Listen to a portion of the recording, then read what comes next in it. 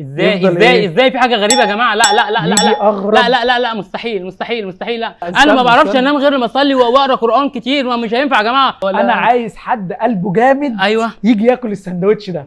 اول واحد هيجي يقدر ياكله هياخد 1000 جنيه او ياخد حاجات من هنا ب 1000 جنيه. اسمه بيكري فيليج. افتكروا الاسم ده كويس عشان هم كلموني وتحدوني، بيقولوا لي ان هم بيعملوا الحاجات هنا اسرع مني.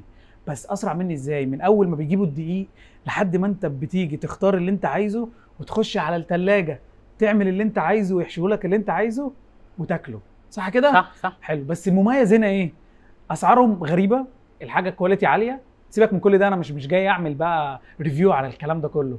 بيقولوا لي ان هم بيعملوا الكلام ده اسرع مني، فطبعا شكلهم ايه؟ مش مصدقين الشيف اللي عامل الساندوتش. انتوا اكيد فاكرين وشفت الفيديو اللي جاب 4 مليون ومصر كلها شافته، صح؟ وريني كده حضرتك. انا مش شايف من حضرتك اي حاجه. انتوا بقى بتتحدوني. انا شايف حضرتك كلام بس مش شايف فعل.